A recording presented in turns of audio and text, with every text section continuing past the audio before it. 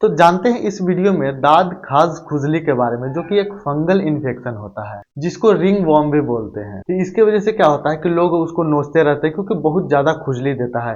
ये इस एरिया में भी होता है, ग्रोइंग एरिया में भी होता है, जेनाइटल एरिया में भी होता है।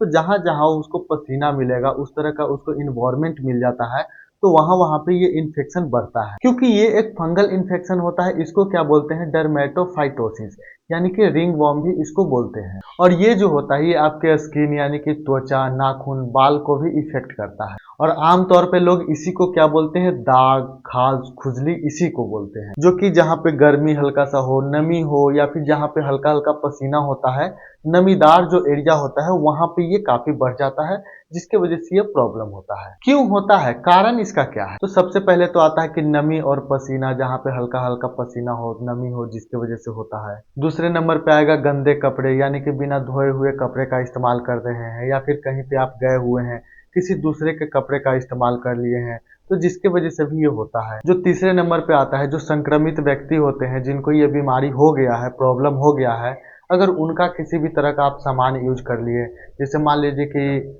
किसी के घर में गए हैं, उनको ये खुजली हो गया है और उन्हीं का आप सामान यूज कर लिए, जैसे टॉवेल यूज कर लिए, हो सकता है कि आप उनका पैंट यूज कर लिए, या फिर उनके पास सो गए हैं, सट के सो गए हैं, तो जिसके वजह से ही ये फैल सकता है। जिन लोगों को डायबिटीज है, जिनका इम्यूनिटी कमजोर है, तो उन लोगों में क्या होता है कि ये इन्फेक्शन काफी तेजी से फैलता है। तो जो पालतू जानवर होता है, जैसे कुत्ता हो गया, बिल्ली हो गया, जो लोग पालते हैं, तो इसके वजह से भी फंगस इन्फेक्शन बढ़ता है।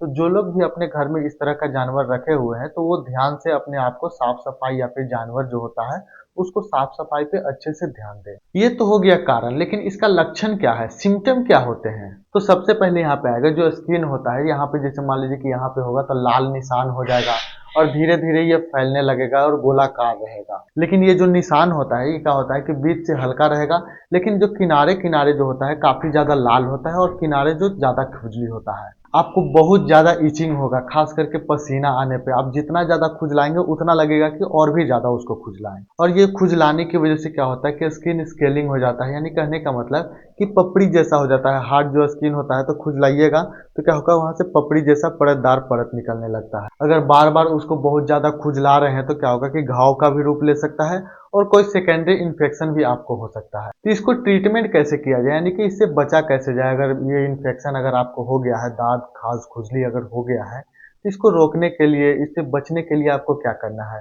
तो सबसे पहले कि अगर मान लीजिए कि आप गांव में रह रहे हैं, तो वहां पे तो काफी ज्यादा होता है कि नीम का जो पत्ता होता है उसका इस्तेमाल करना है। जैसे नीम का पत्ता लेके आ जाइए, उसको खौलते हुए पानी में डालिए अच्छे से बॉयल करके, और पूरे शरीर में उसको लगा लीजिए। जिससे क्या होगा कि ये जो इन्फेक्शन होता है बिल्कुल खत्म हो जाता है, कोई दवाई खाने का जरूरत नहीं पड़ेगा। आप नारियल तेल और कपूर का जो मिश्रण होता है, ये भी एंटी फंगल होता है। लेकिन ये तो एक सपोर्टिव इलाज हो गया, लेकिन पूरी तरह से इसको ठीक करने के लिए हो सकता है कि आपको दवा की तरफ जाना पड़े।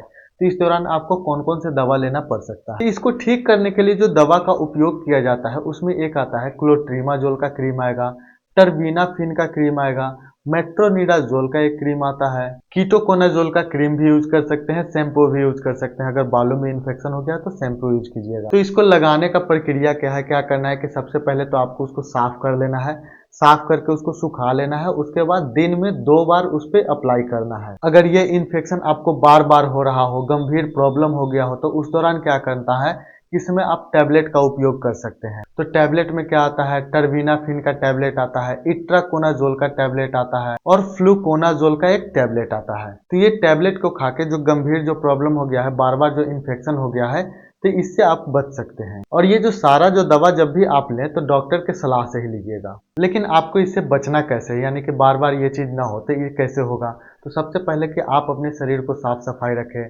साफ सुथरा कपड़ा पहने, कॉटन वाला ढीला ढाला कपड़ा पहने, अंडरवियर जो पहनते हैं वो भी कॉटन वाला पहने। जिम हो गया, स्विमिंग पूल हो गया, जो पब्लिक वाला जो एरिया होता है, वहां पे भी साफ सफाई का ध्यान दें। पालतू जो जानवर रखते हैं उसको साफ रखें। अगर इन्फेक्शन उसमें दिखता है तो उसको तुरंत इलाज करवाएं। तो इस तरह से आप दाग खाज खुजली से बच सकते हैं। अगर आपको और भी किसी भी तरह का जानकारी चाहिए तो कमेंट में आप हमें कमेंट कर सकते हैं, और चैनल को सब्सक्राइब करना बिल्कुल नहीं भूलिएगा। अगर आपको कोई पर्सनल हेल्प चाहिए तो नंबर दिया गया है डिस्क्रिप्शन में, वहां से आप कांटेक्ट कर सकते हैं। तो मिलते हैं अगले वीडियो में, तब तक के लिए धन्यवाद।